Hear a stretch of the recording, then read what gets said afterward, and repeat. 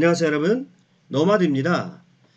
정장공 황천에서 모친을 만나다. 오늘 여러분과 제가 나누고자 하는 이야기 제목입니다. 자, 이 이야기를 다루기 위해서는요, 중원의 강소국이었던 정나라를 알아야 됩니다. 자, 춘추시대 춘추 5패 그러면 우리가 제환공, 진문공, 초장왕, 오왕합녀, 월왕 구천 뭐 이런 정도를 우리가 알고 있는데요. 자, 춘추시대 5패의 특징을 가만히 보게 되면 전부 중원의 국가가 아닌 변방의 국가인 것을 알 수가 있습니다.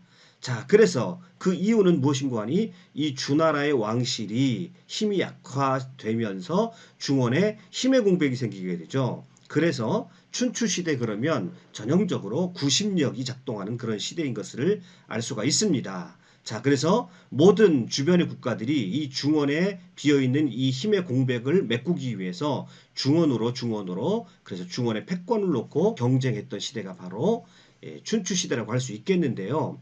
사실상 이 춘추시대를 시작했던 나라는 주왕실 옆에 이 자리 잡고 있었던 정나라에서 시작이 되었습니다. 그래서 어떤 분들은 이 정나라의 장왕이 춘추 5패의 첫 번째 패자다라고 말하는 분도 계십니다. 자, 그래서 사실은 춘추시대 말씀드렸던 대로 정나라가 강소국으로서 강대한 힘을 가졌던 시대가 춘추시대 초기에 있었습니다. 춘추시대의 초기에 정나라를 강대국으로 만들었던 군주가 바로 3대 군주인 정장공, 희오생입니다. 자, 희시성을 받고 있습니다. 그래서 주나라 왕실과 가까운 인척관계라는 것을 알 수가 있고요. 이름이 오생입니다. 이 정나라는요, 동주시대에도 혈연관계로 왕실에 대한 충성도가 가장 높았습니다. 그리고 그 위치상으로 보아도 동주 왕실, 주나라 왕실 근처에 자리 잡고 있어서 왕실을 대신해서 태산에 제사를 지내기도 했던 아주 왕실과는 친밀한 관계가 있었습니다. 자, 일대 정환공은요, 771년, 이때가 바로 주유왕이 죽던 해이거든요. 그래서 주유왕이 죽을 그때에 같이 죽었습니다. 그만큼 주왕실에 대해서 충성을 다했다는 얘기죠. 2대 정무공은요, 주유왕이 죽고요, 주왕실에 평왕이 들어서게 되는데 이 평왕의 치세를 보좌해서 동주의 초기에 기반을 다졌던 아주 주왕실과는 친밀한 관계를 가지고 있었던 그런 제후국이 바로 정나라입니다. 다시 정장공 개인의 이야기로 돌아와서요. 이 정장공은 특이한 어머니를 뒀습니다.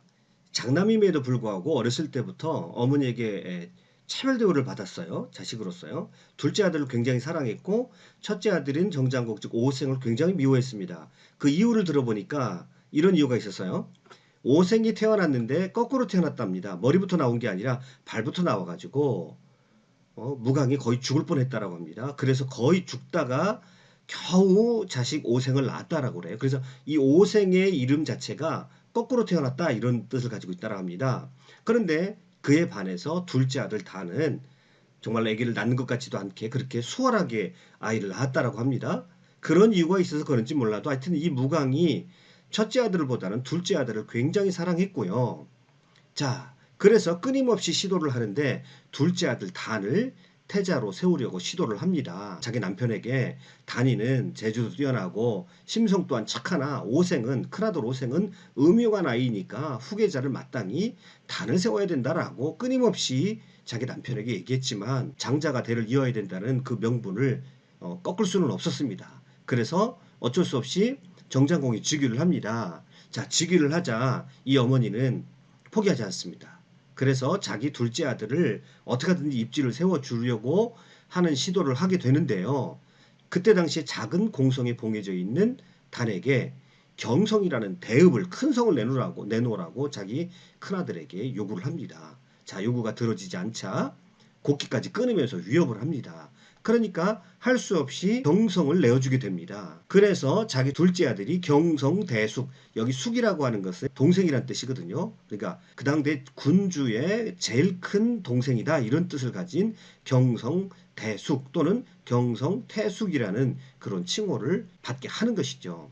이것도 다 어머니의 의도가 숨겨져 있는 그런 일이 되겠습니다. 아무튼 그 이후에 그 큰 성을 봉을 받게 된 이 숙단이요. 이제 공숙단이라고 하기도 하고 숙단이라고 하기도 합니다. 이 숙단이요. 이 숙이라는 것은 이제 동생이라는 뜻이죠. 그래서 동생 단이요. 모반을 꾀하게 되는데요. 춘추 좌시전에 이렇게 말하고 있습니다. 방벽을 쌓고 군량을 비축했으며 갑옷과 병기를 만들고 전차병을 갖췄다라고 얘기합니다. 누가 봐도 이것은 모반을 획책하는 것이죠. 그리고 대놓고 어머니 무광은 도읍에 있으면서 스파이 역할을 하게 되는 것입니다. 자기 형의 소식을 숙단에게 끊임없이 알려주는 것이죠. 자, 그러니까 신하 최종이 보다 못해가지고 나섭니다. 지방 도읍인데 성벽 높이를 100치가 넘게 쌓는다면 나라의 위협이 될 것입니다. 라고 장공에게 얘기합니다. 그런데 장공은 태연하게 이렇게 얘기합니다. 모께서 그렇게 하자고 하는데 어쩔 수 있겠어? 태후의 욕심이 끝이 없습니다. 태후는 분명히 둘째 아들을 생각하고 둘째 아들을 군주에 앉힐 때까지 욕심이 멈추지 않을 것입니다. 그렇게 얘기를 합니다. 그랬더니 장공이 불의를 많이 행하면 반드시 자멸할 것이니 그대는 잠시 기다려보세.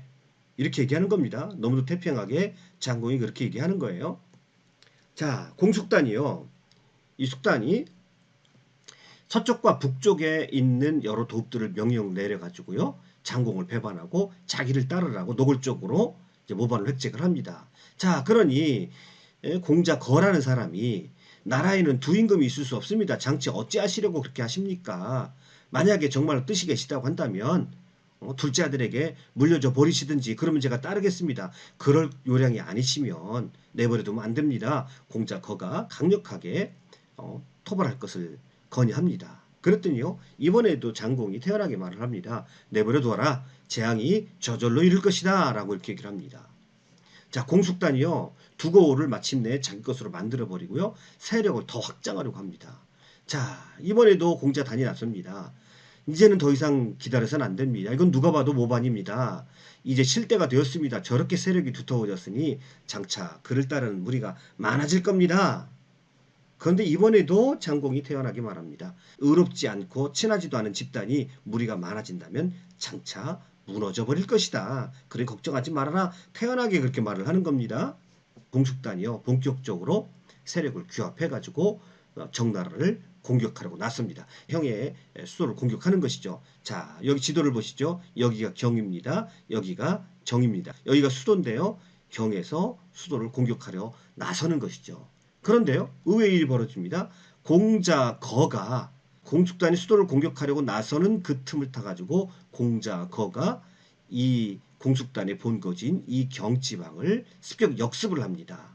그리고 그 경 땅의 사람들이 공숙단에게 반기를 듭니다. 그러니까 공숙단은 수도를 치려고 했다가 자기 형이 거하는 수도를 치려고 했다가 근거지를 잃어버리고 양쪽에서 협공을 받는 그런 처지에 도달하게 되는 것이죠. 그래서 할 수 없이 숙단이 도망을 합니다. 그래서 이 언이라는 곳에 도망했다가 나중에 이 공이라는 곳까지 도망을 하게 됩니다.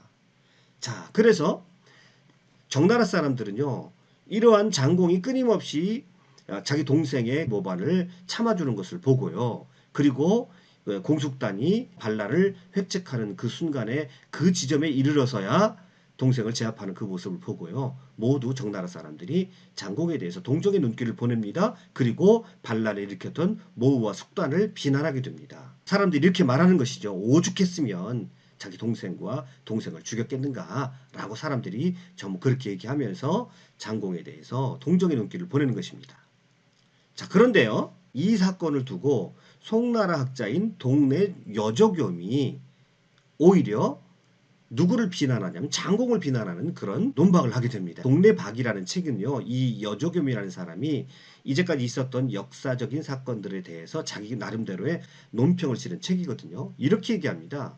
낚싯바늘에 미끼를 달아서 물고기를 유인하는 것은 낚시꾼이고 함정을 파서 짐승을 유인하는 것은 사냥꾼인데 사람들은 낚시꾼을 탓하지 않고 물고기가 미끼를 탐낸 것을 탓하며 사냥꾼을 탓하지 않고 짐승이 함정에 빠진 것을 탓한다. 세상에 어떻게 이럴 수가 있겠는가 라고 말하면서 자, 누구를 비난하냐면 정장공을 아주 힐난하고 있습니다. 자, 그러니까 이 말에 따르면 결국은 이 숙단은 누구의 함정에 빠진 것이 되냐면 정장공의 함정에 빠졌다라고 하는 것이죠. 그래서 사실은 함정에 빠진 사람이 나쁜 게 아니라 함정을 파고 유인한 이 미끼를 던진 정장공이 더 나쁜 사람이다. 송나라의 여조겸은 이렇게 얘기하고 있는 것입니다. 그러더니요, 장왕은 사실은 음흉한 속내를 가지고 있었다라고 얘기를 하는 것입니다. 그 사람은 이 사태에 대해서 어떻게 생각을 했냐면 죄가 작을 때 서둘러 그를 다스리면 사람들이 나를 지지하지 않을 것이다. 즉 죄가 사소해 보일 때 만약에 자기 동생을 제압해버리면 아이 그래도 자기 동생인데 어떻게 동생을 저렇게 죽일 수 있겠는가 라고 사람들이 오히려 자기를 비난한다는 것이죠. 그러나 가만히 내버려 두었다가 그의 악행이 커져서 훤히 드러날 때 다스리면 사람들이 나의 행위에 대해서 별 말이 없을 것이다. 한마디로 무슨 얘기입니까? 이 장왕은 명분과 실리를 모두 얻기 위해 고도의 정치적인 책략을 사용했다라고 하는 것이 이 여조겸의 생각인 것입니다. 사실은 이 사건의 내막을 들여다보면요. 자, 이 여조겸이 말한 이야기가 맞을 수 있겠다라고 하는 그런 이야기 흐름들이 많이 있습니다. 실제로요. 이 정장공이 왕 위에 오른 다음에 이 어머니 무강이 자기 둘째 아들을 위해서 땅을 요구하잖아요. 그 땅을 요구한 땅이 사실은 원래 이 경성이 아니라 이 제 땅이었습니다. 그런데요. 이 제 땅을 주지 않고요. 굳이 경 땅을 줬습니다. 장공이요. 그 이유는 무엇입니까? 이 제 땅은 수도로부터 너무 멀리 떨어져 있기 때문에 자, 적은 멀리 두는 것이 아니라 가까이 두는 것이죠. 가까이 두고 늘 감시하고 늘 살펴보겠다라는 그런 의도를 가지고 있는 것입니다. 그래서 자, 어떤 일을 획책하는지 가까이 두고 보다가 사태가 극에 이르면 제압하겠다라고 하는 장공의 의도가 숨겨져 있는 것이죠. 굳이 멀리 보내지 않고 가까운 곳에 동생을 두었던 것입니다. 자, 그 다음에요. 동생의 모반이 무르익어 가고 많은 사람들이 동생에 대해서 저러면 안 되는데 하는 그런 시점에 절정에 이르게 되니까 자, 여러 신하들 자기 주변의 책사들을 같이 모아서 이제 거꾸로 동생에게 미끼를 던지기 시작합니다. 자, 그래서 어떤 미끼를 던지냐면 천자를 조회하려 간다는 이유를 들어서 임금이 도성을 비우면 태숙이 그 기회를 노릴 터이니 그때 그를 되받아치자라고 하는 신하들과 자기 주변에 있는 신하들과 그런 아주 책략을 쓰게 됩니다. 아니라 다를까요? 정장공이 자리를 비우자 신우가 이 무강이 곧장 자기 둘째 아들 태숙에게 편지를 보냅니다. 장공이 도성을 비우게 되는 5월 초순에 수도를 공격하면 내가 문을 열어줘서 네가 성 안에 들어오도록 대응하겠다라고 그렇게 얘기를 하는 것이죠. 자, 그리고 그런 얘기를 담은 전령을 보냈는데요. 자, 이미 정장공의 손바닥 안에 있었죠. 그 전령이 붙잡히게 되고요. 편지를 자, 확인합니다. 그리고 다시 편지를 써서 아무 일도 없었다는 듯이 동생 태숙에게 보내게 되고요. 태숙은 그 편지를 받아들고 어머니 무강에게 다시 답신을 보내게 됩니다. 알았습니다. 그때 내가 군사를 일으키겠습니다. 라고 편지를 보냅니다. 그 편지도 역시 장공의 손에 들어가게 된 것이죠. 이미 정장공의 손바닥 안에 놀게 되는 것이죠. 마침내 숙단이 이제 군사를 일으키게 됩니다. 그래서 장공이 비운 수도를 공격을 하는데요.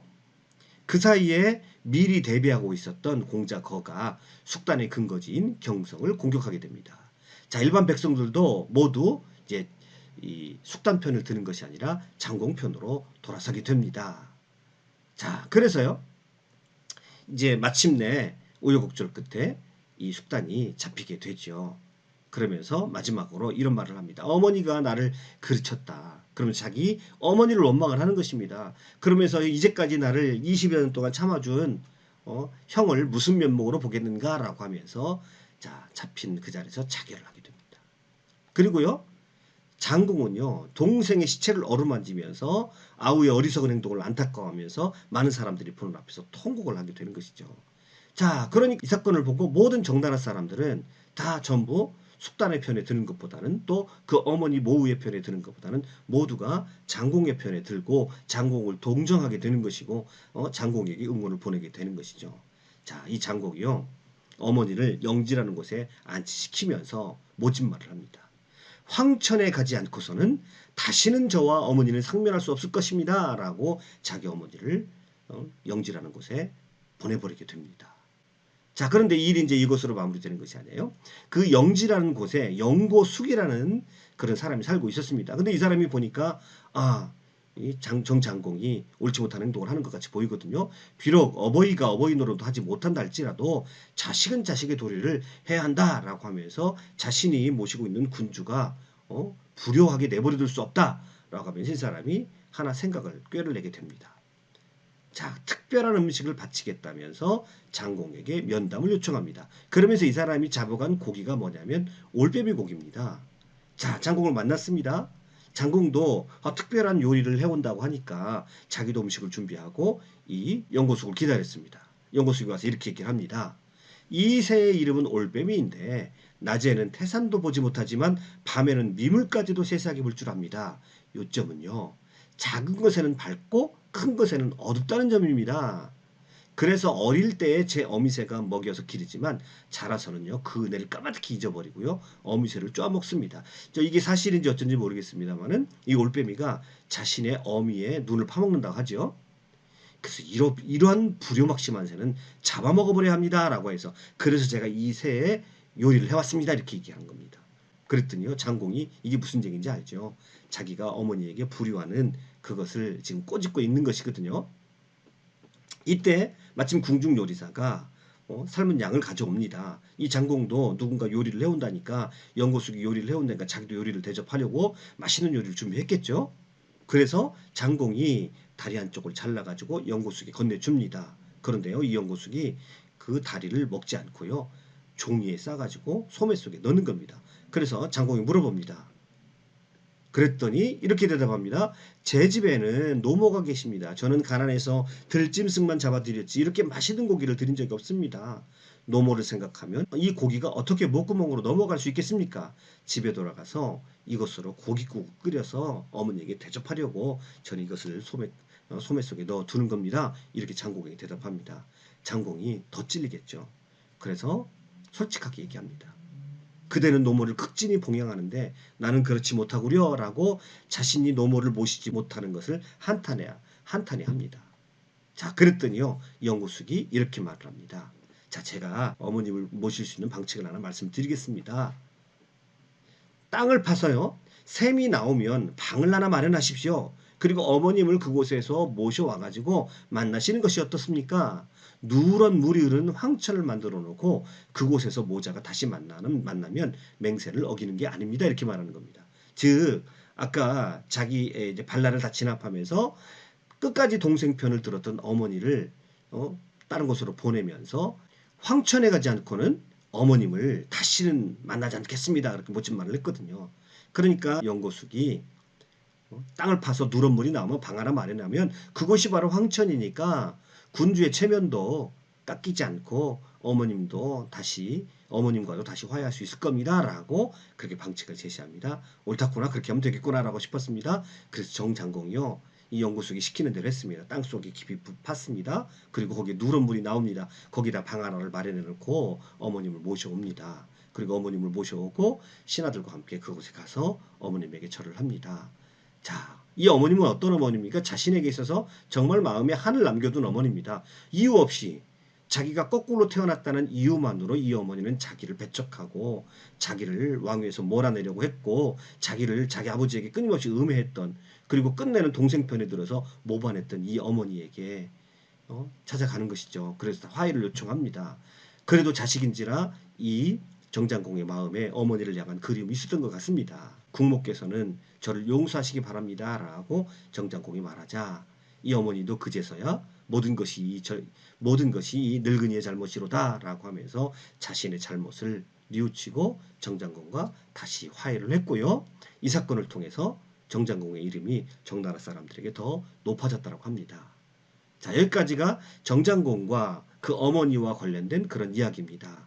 자, 이 사람이 어떻게 해서 춘추 5패의 한 사람으로 불리게 됐는지는 이제 다음 시간에도 얘기하겠습니다만은 아무튼 이 이야기를 정장공의 이 이야기를 가정사만으로 본다고 한다면 어머님의 사랑을 받지 못한 아들의 한과 그 아들의 한을 풀어준 지혜로운 사람에 관한 이야기라고 할 수 있겠고요. 또 한편으로는 아직까지 춘추시대 초기이기 때문에 주나라의 예법, 인의가 중요하게 생각되었던 그런 춘추시대 초기의 독특한 분위기가 반영된 이야기다라고 그렇게 역사적으로도 또 이 이야기를 해석할 수가 있겠고요.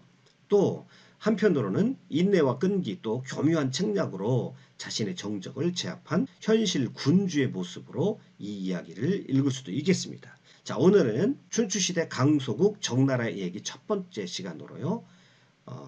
정장공의 이야기를 여러분에게 말씀드렸습니다. 끝까지 강의 들어주셔서 감사합니다. 수고하셨습니다.